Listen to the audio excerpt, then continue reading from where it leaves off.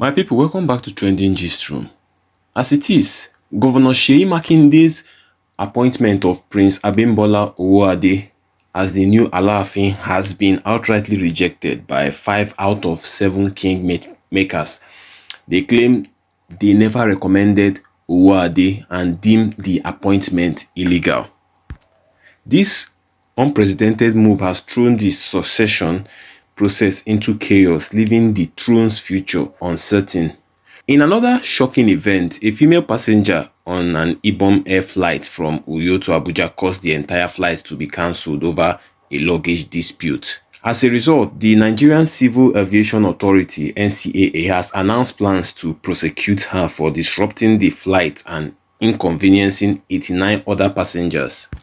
This particular incident has sparked debates about passenger rights and responsibilities. Do you think the NCAA's decision to prosecute is justified? Let us know your views in the comments section. Don't miss out on our latest updates. Subscribe to Trending Gist Room and hit the notification bell to stay informed. Here in Nigeria, an unnamed female passenger who has narrowly escaped being attacked by angry passengers at the Victor Atta International Airport in Uyo after she blocked an Ibom Air flight bound for Abuja. The flight, scheduled to carry about 100 passengers, including the crew, was delayed due to her actions, as revealed in a statement issued on Saturday by the Director of Public Affairs and Consumer Protection of the Nigerian Civil Aviation Authority, Michael Achimogo. According to him, the issue began when the airline informed passengers that luggage exceeding 20 kg might not arrive on the same flight but on the next available one. While passengers initially agreed to this agreement, the woman became furious upon discovering her bag had not been loaded onto the aircraft. She disembarked and demanded that her bag be loaded immediately, threatening to prevent the flight from taking off. Attempts by officials from the Federal Airports Authority of Nigeria, Aviation Security, and the pilot to mediate proved unsuccessful.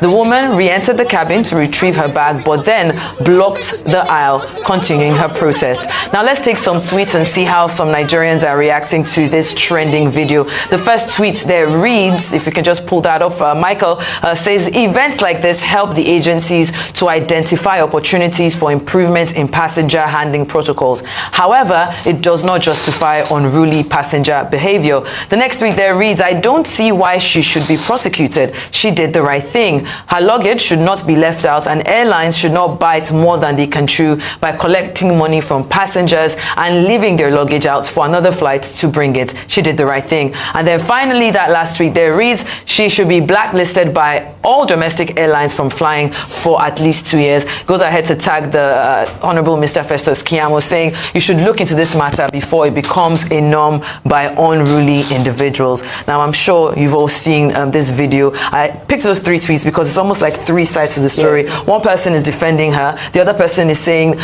this is a good thing so that we can know how to handle such people next time. And one person is saying let's just ban her outrightly. So let's start with you, Vimbai. What are your thoughts? I think Nigerian authorities are very kind, because I referred to an incident that happened during the festive period in South Africa where a lady who was flying, they were airborne, and she became rowdy because she wanted more alcohol. So, you know, they were serving alcohol. She took more. She was obviously intoxicated. So she had a back and forth spat with the air hostess because she was demanding that her right is to have more alcohol. Anyway, when the flight landed, she left there in handcuffs. She was immediately arrested because there's zero tolerance for unruly behavior on an aircraft, on an airline. It's dangerous. You're putting so many things at risk in that space. But this lady is selfish. You know, the terms and conditions were explained and she accepted, she agreed to them.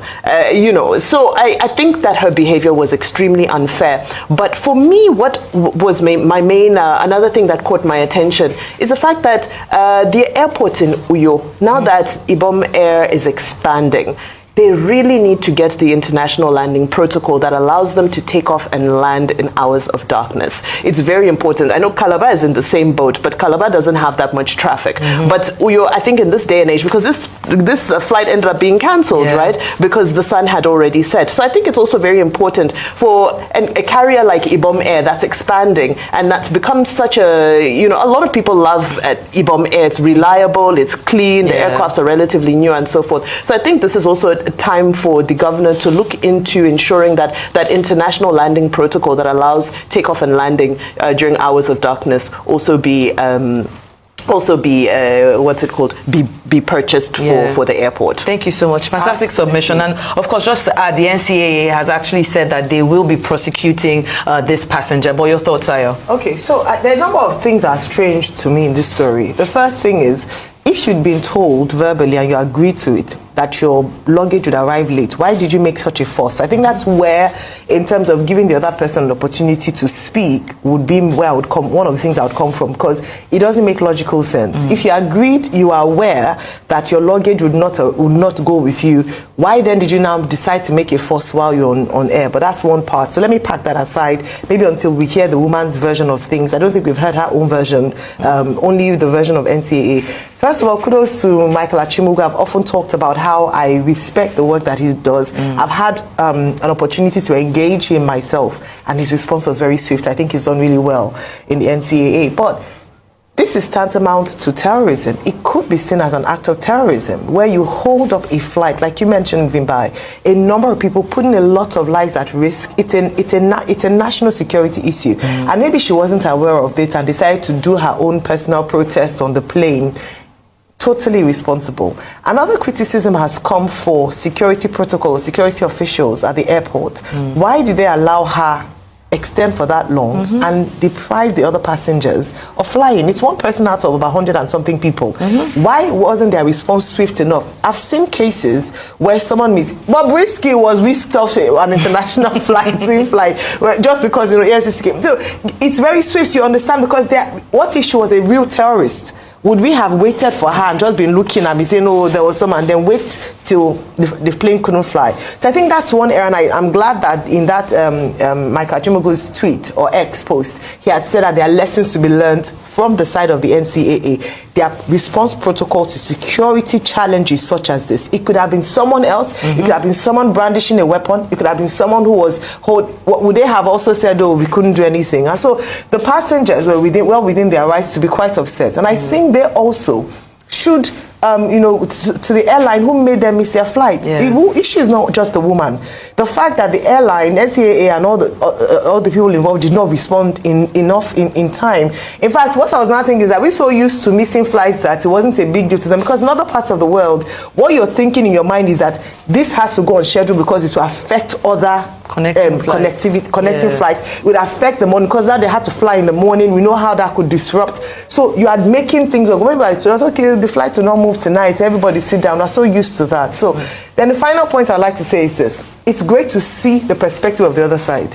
We often talk about airlines who delay, airport officials who are unwilling. So we see that passengers themselves are also guilty of these things. Sometimes they're the culprits. Sometimes I feel sorry for some of those airline staff members who have to face the anger of passengers. So this also shows the other side of the story. It's not just the airline and the airport officials. The big issue here is security.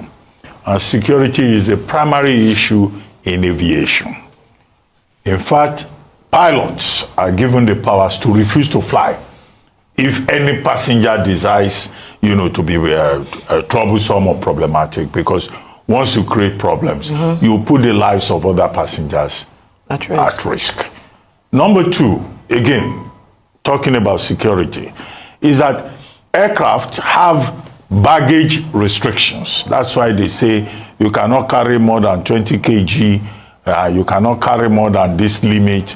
But Nigerians, they like to carry load like tankansu, they will carry plenty of it. That was why at a time at Heathrow, they had a special section for Nigerians when they showed up with their tankansu baggage, to go there and get a proper measurement. So in this particular case, baggage restriction was also the issue. The woman was told that the excess luggage she was carrying could not go on board, and they said, oh, it will come with the next flight. Number three is that Uyo airport is a sunset airport. It is called a sunset airport. So you can only fly at a particular time. Once it's a particular time in the evening, the aircraft will not be able to leave. So those three security issues were the main considerations. And then this woman, Mrs. Ubani, that is her name, said, look, has become habitual for Ibome, and that previously her luggage was delayed. She got it later, of course, according to the reports. But this was her second time having this experience, and she said, nobody will move. In typical Nigerian fashion, Nigerians have little respect for other people's rights. 89 persons aboard that aircraft were left stranded. In fact, some of them wanted to lynch her. It got to a situation that some passengers wanted to take the laws into their hands. And that's where, perhaps we should commend the NCAA officials and the airline officials who do not allow her to be lynched. Because there were persons going to Abuja who had contractual obligations. Yeah. And this woman just held everybody to ransom. So I think security, one. Two, people must also know that holding up aircraft, holding up situations because of other people is in international aviation is in fact an act of terrorism. It is a crime. And that's why the NCAA is saying that this particular woman will be taken to court. Now, if she behaves like this, I wonder how she behaves at home and what her husband is going through. All these problematic Nigerians who think that they have more rights than other people. So I'm not sympathizing with her, but I know where she's coming from. Many Nigerians suffer in the hands of airlines that delay flights, that also are very rude.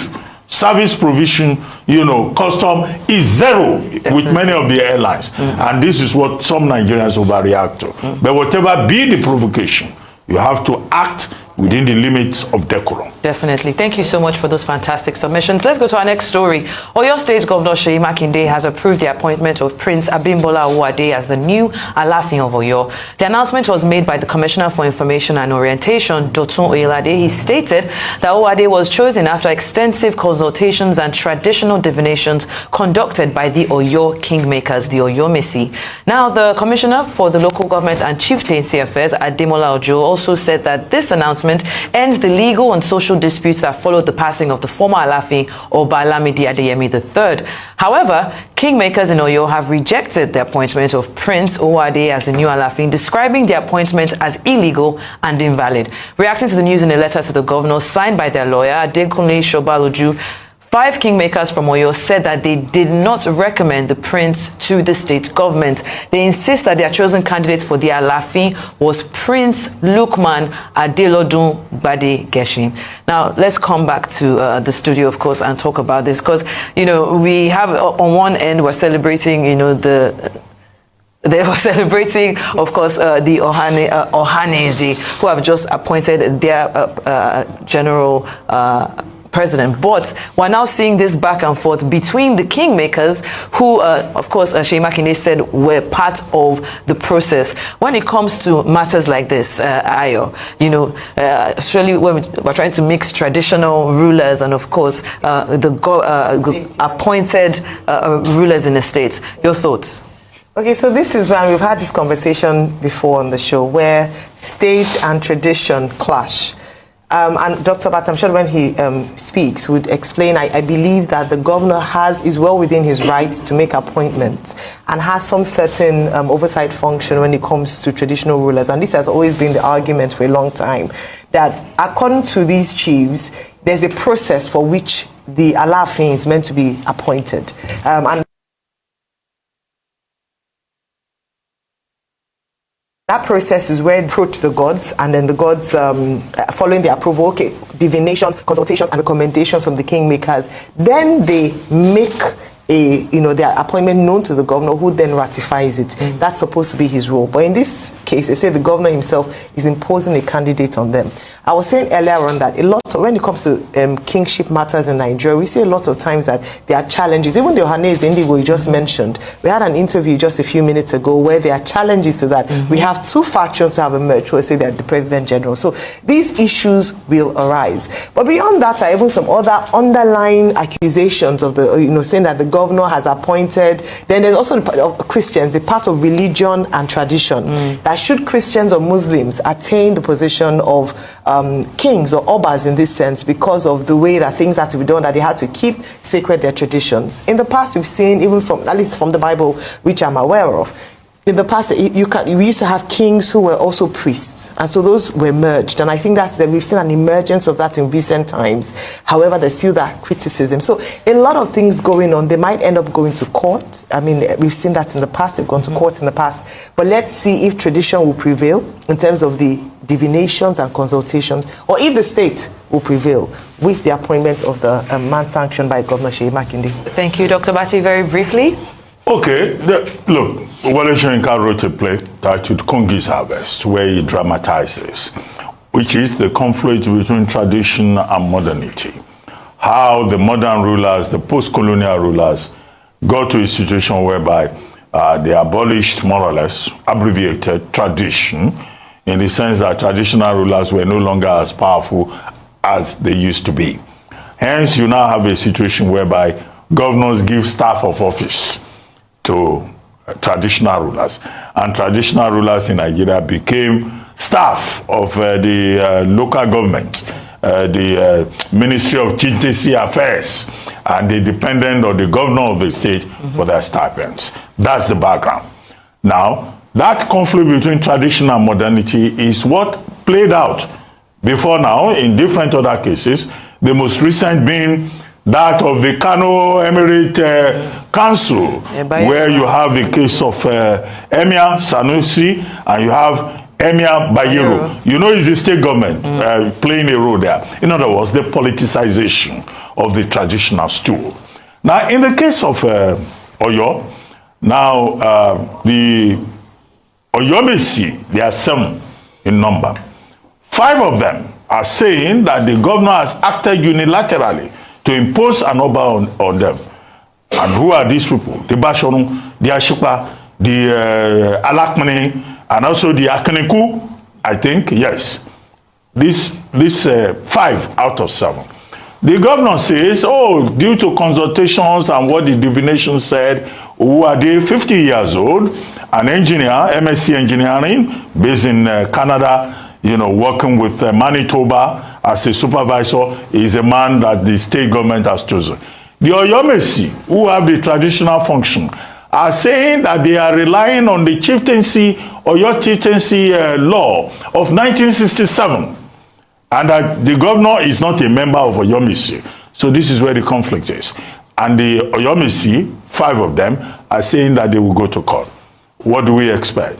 We just appeal to the people of Oyo to make sure that this does not degenerate into conflict within the community, into violence within the community, because traditional people take these matters very seriously, as we have seen in Kano, and as we may see in other traditional places. Governor Makinde has to ensure that there is peace. Thank you. But when the matter goes to court anyway, they will play it out. I hope that they will come together, because Owade himself is a prince. He's from a ruling family. Bade Gashin, the other candidate that the Oyomesi say they have chosen, is also a prince.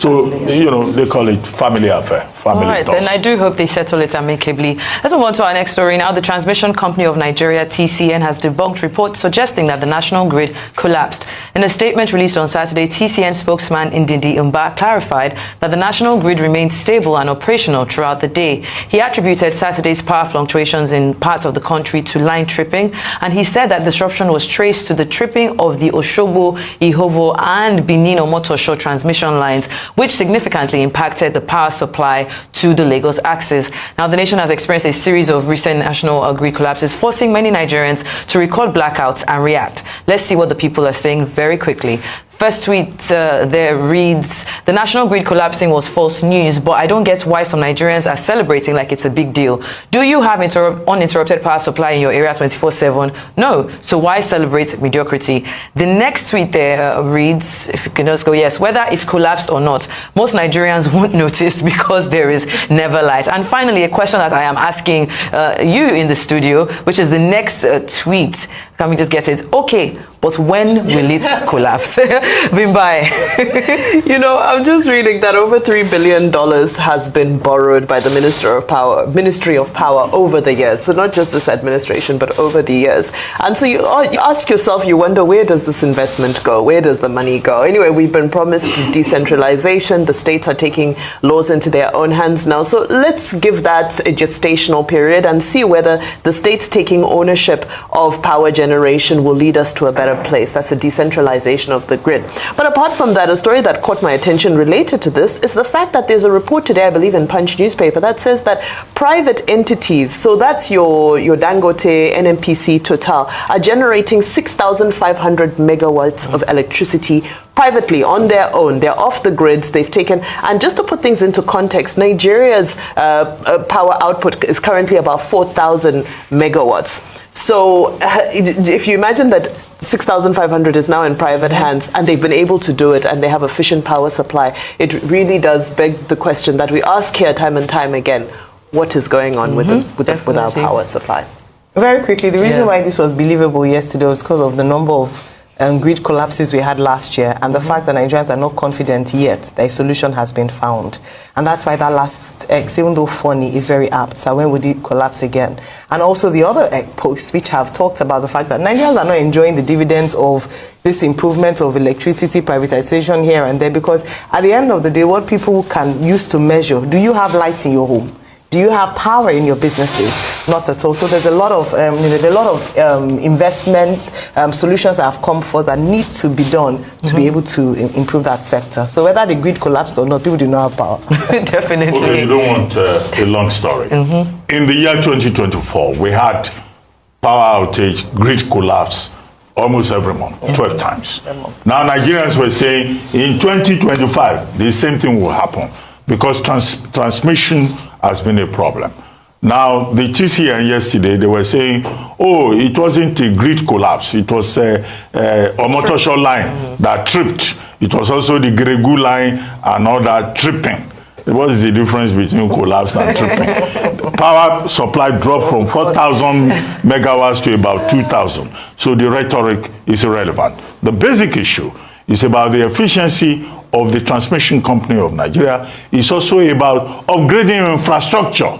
All the experts that we have invited here have spoken about how, we have old, tired, worn-out infrastructure. It's something we have to worry about. Otherwise, when it is the next time, they will have to look for another adjective.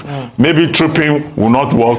Maybe collapse will not work. It's failed. They will look for, they will say we are upgrading, we are managing, whatever. That's not what Nigerians want. They want power supply.